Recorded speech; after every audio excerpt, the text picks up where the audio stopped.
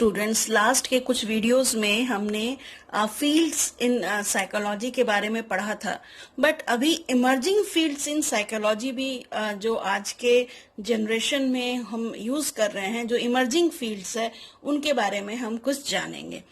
और इस पर हमेशा क्वेश्चंस भी आते हैं। और ये बता दूं, मैं एनसीईआरटी की 11th की बुक से मैंने ये खास कर उन बच्चों के लिए बनाया है ताकि उनको याद करने के लिए, टिप्स लेने के लिए बहुत आसान हो, और बाकी के बच्चे भी जो बहुत सारे कॉम्पिटिशन्स की तैयारी कर रहे हैं उनके लिए भी बहुत फायदेमंद है। तो इसमें इमर्जिंग फील्ड्स इन साइकोलॉजी में हम देखते हैं सबसे पहला नंबर आता है कंपैरेटिव साइकोलॉजी। तो it means understanding animal and human behaviour comparatively.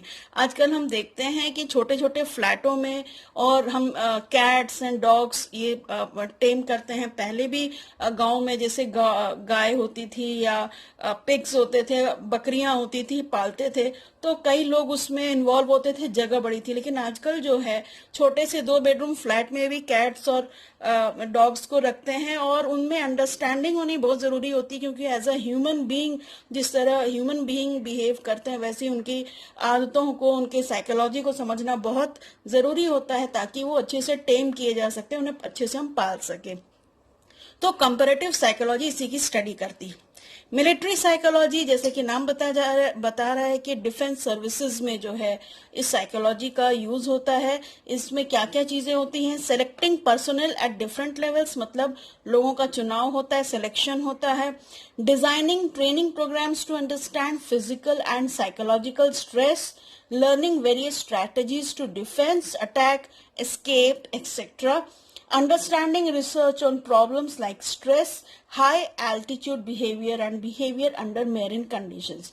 तो जैसे कि नाम बता रहा है कि सबसे पहले तो हम सिलेक्शन में यूज करते हैं, और ट्रेनिंग प्रोग्राम्स हम डिजाइन करने के लिए इसको यूज करते हैं ताकि फिजिकल और साइकोलॉजिकल स्ट्रेस जो जवानों को होती है उसको कैसे उससे डील किया जाए।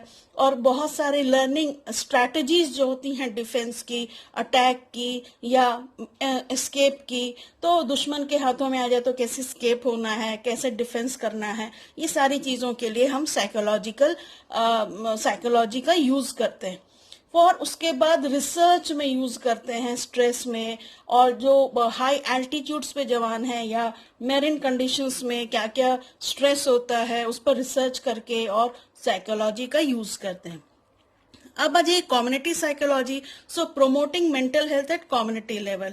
अब गांव कस्बों तक और शहर तो हैं ही, तो कम्युनिटी में मेंटल हेल्थ प्रोग्राम हमारा चलता है, और बहुत अच्छे से इस लेवल पे भी हम ले जाते हैं स्ट्रेस मैनेजमेंट और अवेयरनेस स्ट्रैटेजीज, और बच्चों से लेके महिलाओं से लेकर और ऑफिस, स्कूल, हर जगह स्ट्रेस रिलेटेड जो प्रॉब्लम्स होती हैं उनको दूर करने की कोशिश की जाती है। अब आ गया correctional psychology, means understanding and changing behaviour related to law and order, criminal, delinquents etcetera. तो इसमें कैसे आप बिहेवियर को मॉडिफाई कर पाए क्रिमिनल्स के या डेलिक्वेंट्स जो होते हैं, और लॉ और ऑर्डर को यूज करते हुए रिलेटेड, तो इसमें करेक्शनल साइकोलॉजी यूज होती है। Aerospace psychology means studying the physiological and psychological changes which take place when individuals are in space crafts travel at high altitude. आप देखे होंगे कि बहुत लोगों को एरोप्लेन में उल्टियां आ जाती हैं, या स्ट्रेस बहुत ज्यादा हो जाता है, या कान में बहुत ज्यादा पेन हो जाता है, कई तरह की फिजियोलॉजिकल और साइकोलॉजिकल चेंजेस होती हैं। तो उसको कैसे हाई अल्टीट्यूड स्पेस क्राफ्ट्स में जो जाते हैं, एस्ट्रोनॉट्स जाते हैं, उनमें भी कई तरह की प्रॉब्लम्स आती है, तो उस चीज को समझने के लिए हम एरोस्पेस साइकोलॉजी का यूज करते हैं। Now, political psychology means study problems like revolt, political leadership, effective political strategies, which can bring peace both at national and international level.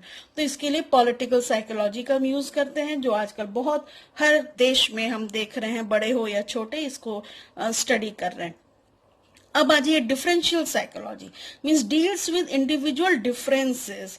ये सबसे पहले फ्रांसिस गाल्टन इंग्लैंड के थे, इन्होंने स्टार्ट किया था, first scientist to use mental test to study individual difference. हर इंसान, एक इंसान दूसरे से अलग होता है, तो इसी को समझने के लिए डिफरेंशियल साइकोलॉजी यूज करते हैं। एबनॉर्मल साइकोलॉजी वास्ट डिसिप्लिन है, एबनॉर्मेलिटी को डील करता है। अभी लगे हैं तो याद रखिए, फादर ऑफ एबनॉर्मल साइकोलॉजी लेटनर, विदमर हैं, और फ्रॉयड, जंग एडलर, इन्होंने स्कूल्स ऑफ एबनॉर्मल साइकोलॉजी की स्थापना की। जितने भी क्लिनिकल प्रॉब्लम्स होते हैं उसको स्टडी करता है। General psychology was study of basic principles of psychology, normally human adult के बारे में, कि परसेप्शन क्यों होता है, पर्सनैलिटी कैसी होती है। बच्चों के बारे में ज्यादा नहीं होता है, जनरली एडल्ट के बारे में इसको पढ़ते हैं। तो ये कुछ इमर्जिंग फील्ड्स ऑफ साइकोलॉजी है, रेगुलर साइकोलॉजी फील्ड से अलग। नेक्स्ट वीडियो में मिलते हैं। Thank you.